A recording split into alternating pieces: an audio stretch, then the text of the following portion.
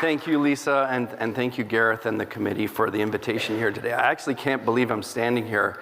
I made it through a very serious man flu that was on the tail end on the flight 2 nights ago, and I almost didn't make it through yesterday. So I'm very happy to be alive and standing here today with a bit of a gravelly voice.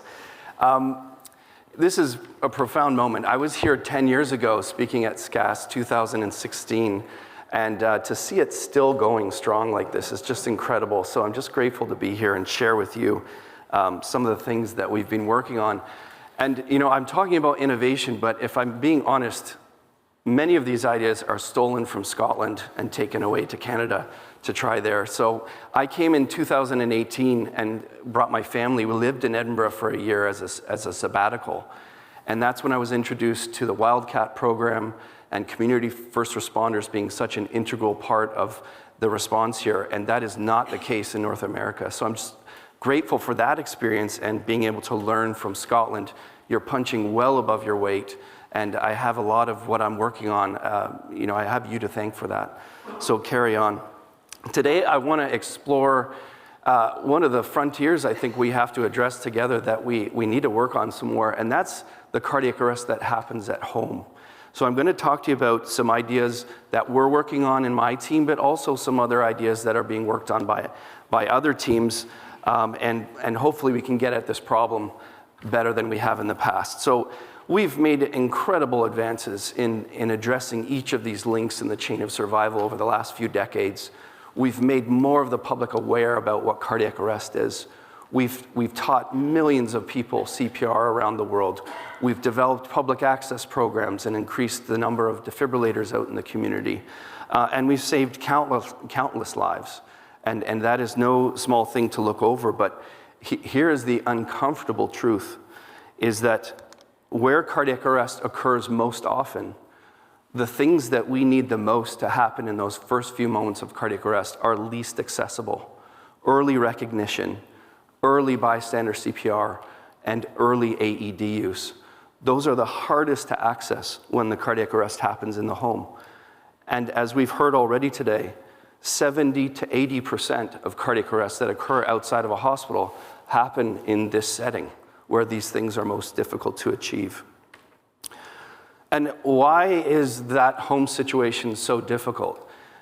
We've imagined, I think we think about the public setting of cardiac arrest when we imagine, you know, the best situation for bystander CPR and AED access, because in public, many of the arrests are witnessed, many of them have multiple potential bystanders in the immediate vicinity, so more probability that one will step forward and act, and sometimes we're even near a public access defibrillator.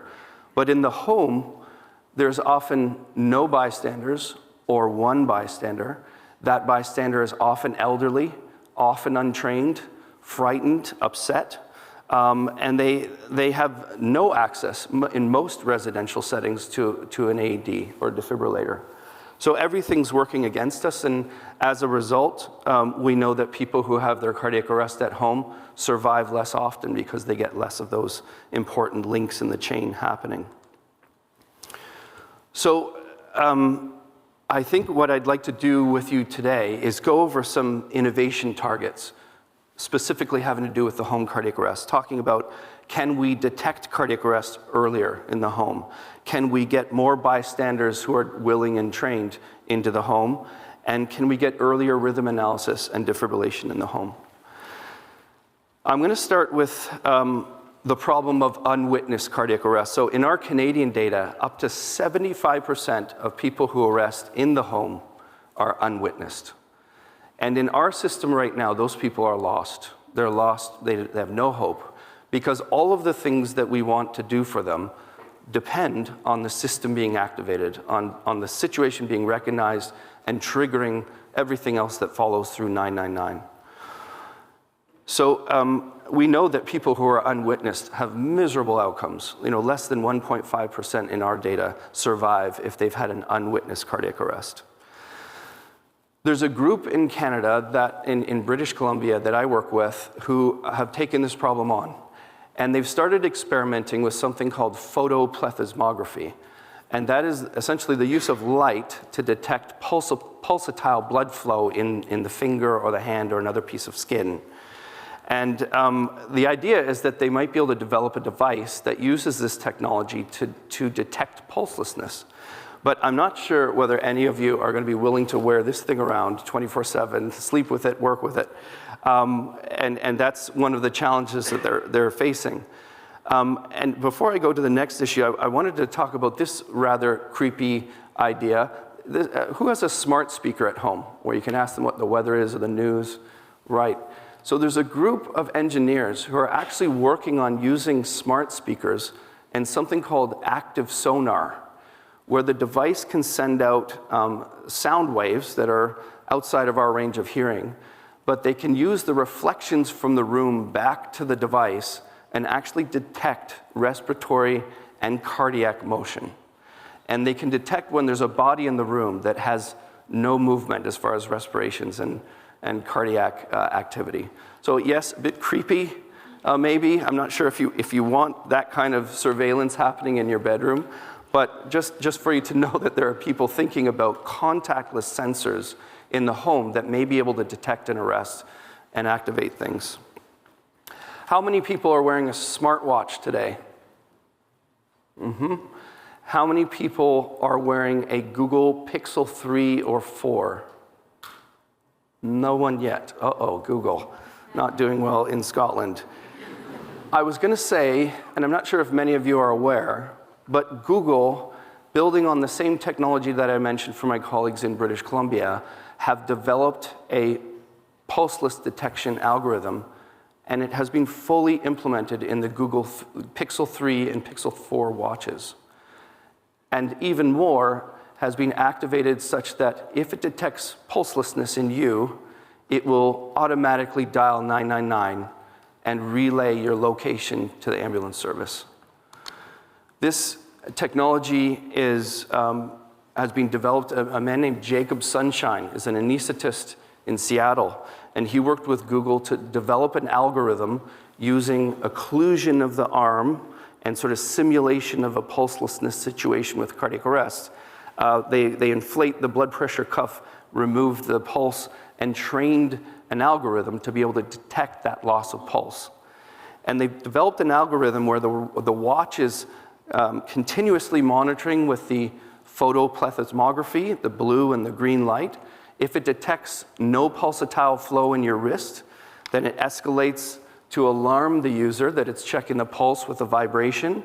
If there's another 15 or so seconds without pulse detection and no accelerometer movement, there's further alarm, audio alarm, a request for the user to cancel. And if that doesn't happen, an automatic call is made through your device, and 999 receives your GPS coordinates with a possible cardiac arrest call.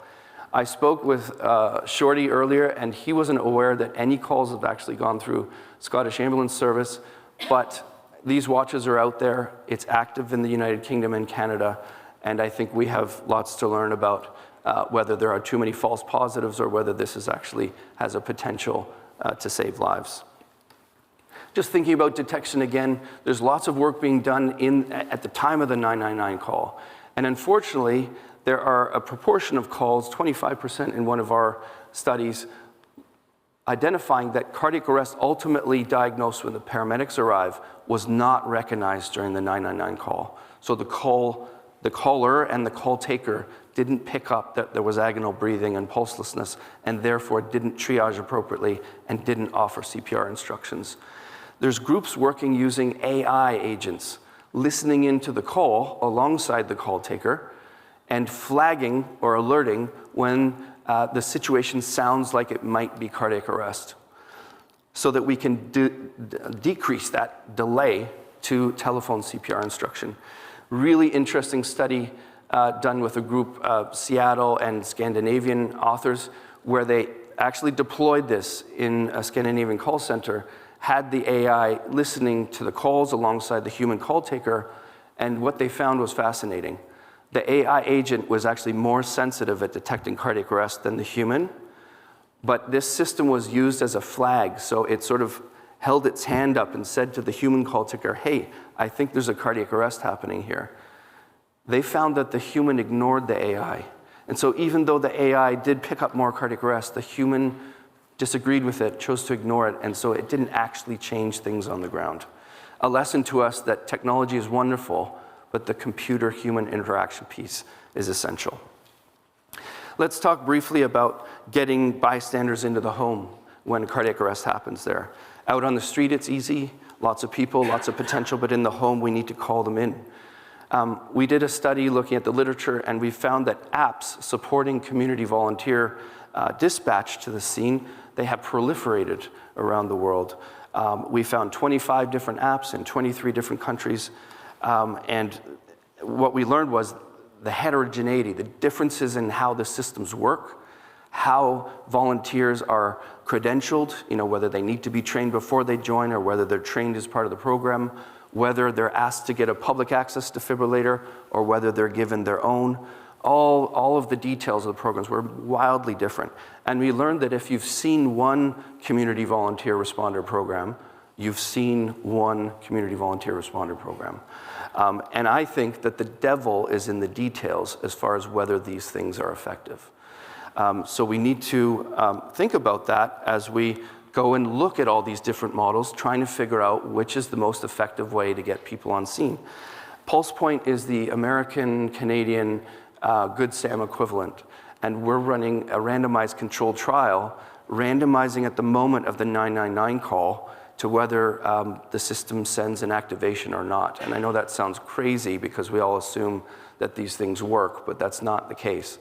The randomized trial just finished recruiting, and we hope to publish our results in the fall. With respect to the Wildcat program and Good SAM here, this was the most incredible gift that I got from working here. I took this idea back to Canada, the cardiac arrest community volunteer responder. I was embedded here. I got to spend time with the community volunteers. I saw the passion, the level of engagement, and the opportunity. In North America, community volunteer responders are not a thing.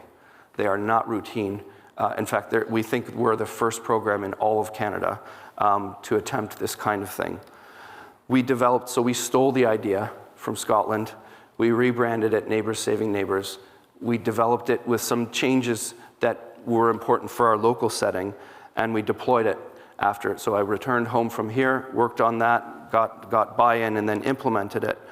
And similar to the Wildcat program, we had volunteers come in and get trained in safe response and CPR and use of an AED. We gave each of our volunteers an AED to carry with them in their vehicle or at home, and we gave them the Good SAM app, and we deploy them just like the Wildcat responders. But we learned some very important failures, and I think failures are the most important thing you get out of a project to help you move forward. We were very successful at rolling the program out. We only had funding for 100 volunteers, and we got those 100 volunteers without any issue, without any expense. We just put social media and mass media out, and they came out of the woodwork. But what we did see was the Good SAM app was working beautifully. So most people we sent alerts to got them and were available. But when we look at the nature of the response and whether people actually got on scene before paramedics or volunteer fire in our community, we didn't see very many people arriving and actually able to start CPR and get an AED on the chest. So we had a lot of people available, but very few actually were able to act. And most of the time, it was because the volunteers didn't get there quick enough. We realized that when we put an open call out for volunteers, the volunteers came from the most populous areas in the region we were trying to implement in. And the most populous areas had the shortest and best professional response times. So we implemented the program in exactly the place where it was least needed. We also recognized that there were some volunteers from isolated country homes separated by many miles in between one home and another, and we recognize this model probably won't work in that setting either, where there's just simply not enough density of volunteers to make a travel time to the next person reasonable. So I think we realized that we need to target community first responders to the areas where there's kind of like a Goldilocks situation. It's the response times are probably not optimal from the professionals, but it's not so rural or so remote that we don't have enough volunteer density to make a reasonable response. We did have successes, and I can say with certainty, you, the Scottish community, Wildcat, transferred over to Canada and saved a life in Canada. That's the truth of it, is that this is our volunteer getting a commendation from the chief. He happened to be driving by a very rural and remote area, got a call, was there within 5 minutes, and was on scene doing CPR for about 15 to 20 minutes, and the man survived to go home to his family. And I can say with absolute confidence that would not have happened without Wildcat, the Canadian program, and this volunteer. So we're inspired by that. Even though our numbers were small in this pilot, we're inspired the system can work when configured correctly. So what are we doing next? I put a $3 million grant into the Canadian government, and we're asking them to expand the program with us. And this time, we're going to use data from 10 years to see where the community first responder program is most likely to have an effect. And not only that, once we decide on those areas, we're going to ask the optimization modeling with a mathematic technique that can help us decide how many volunteers we need to recruit in that area to get a desired outcome. So we're going to use data and math to help us save lives, and that's what the proposal is. So moving on now, I want to talk about getting defibrillators specifically into homes. This is a problem, right? Because most households don't own an AED, and most PAD programs focus on public settings in city centers and otherwise. I wrote this editorial with a provocative title, and I don't mean at all to take away from the importance of PAD, the way we have it right now. And when I wrote public access defibrillation programs here, I meant static defibrillators being placed on a wall and cross your fingers, hope for the best it's going to be used. I was making the point that, look, in our programs right now, 3% of cardiac arrest have the benefit of a public access defibrillator getting on scene. And the situation is even more dire in the home, where it's less than 1%. So to me, that is a failure of an approach to a problem that we have. So we need to maintain that, but we need to build new models of defibs to get them into the homes. So we've thought about this new approach, which is a combination of aspects, many of which are in place here, and some of which are in place in North America, but bringing it all together into an integrated approach to trying to get AEDs into neighborhoods, residential neighborhoods. First, we've established that we want accountability from our towns and our cities.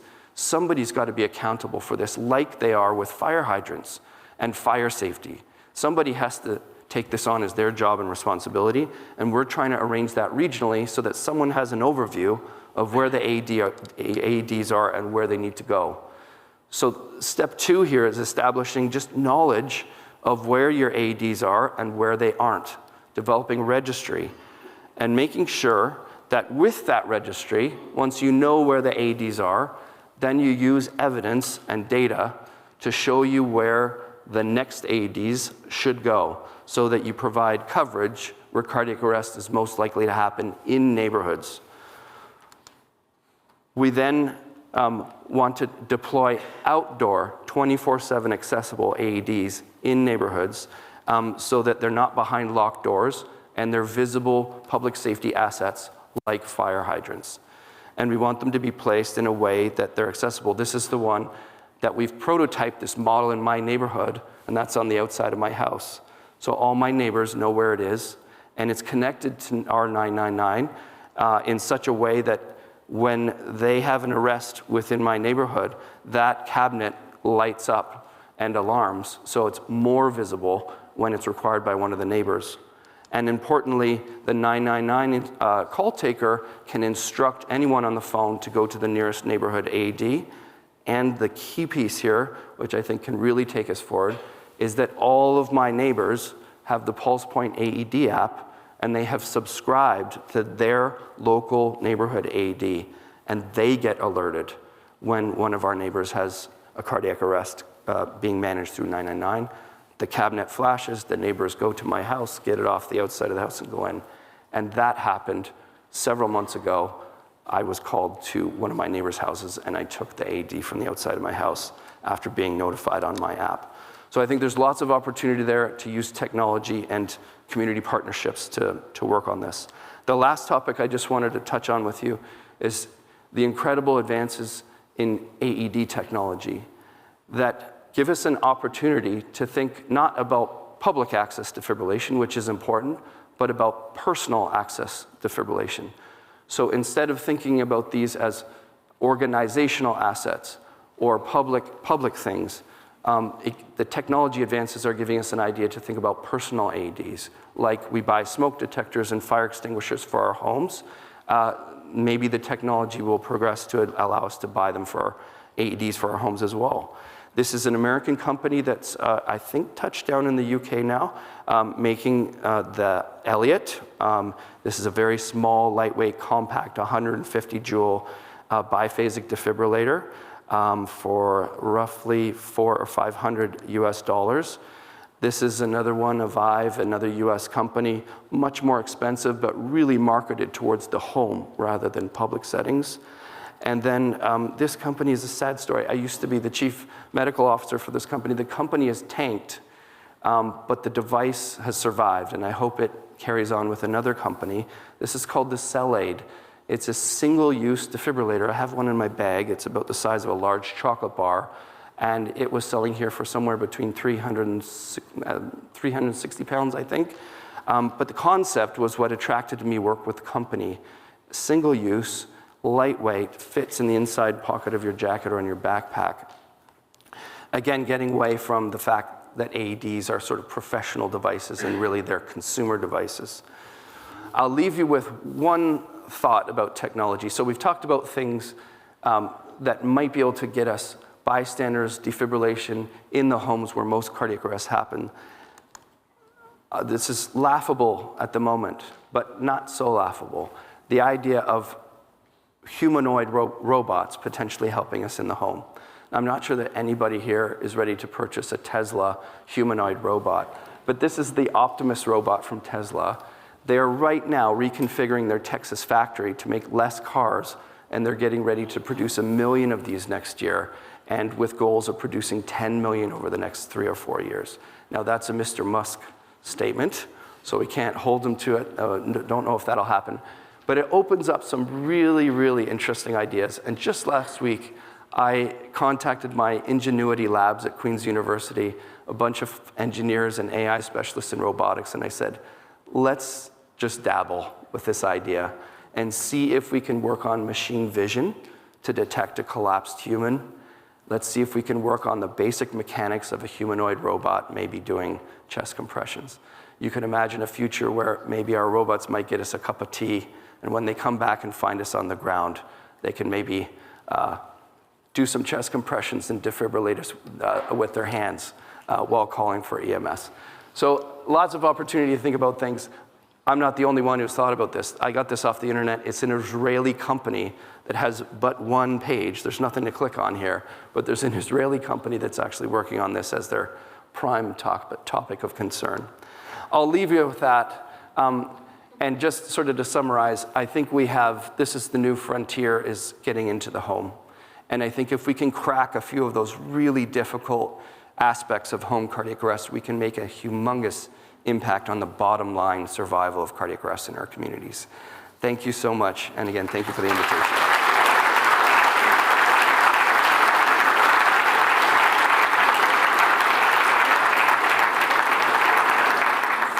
Steve, thank you for an amazing talk with so many ideas. It was brilliant to see all the things that you've taken from Scotland to Canada, but many of these things that we can now take, including the failures, and I think that's something that we don't talk about enough, actually, that taking the failures is as useful as anything else, or even more useful, as you say, and then bringing that back to Scotland. We don't, unfortunately, have any time for questions, although I'll put something out there that maybe robots doing CPR.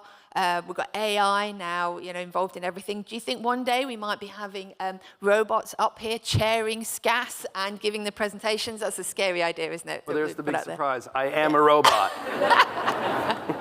And on that note, thank you very much, Steve. That was a brilliant talk. Thank you.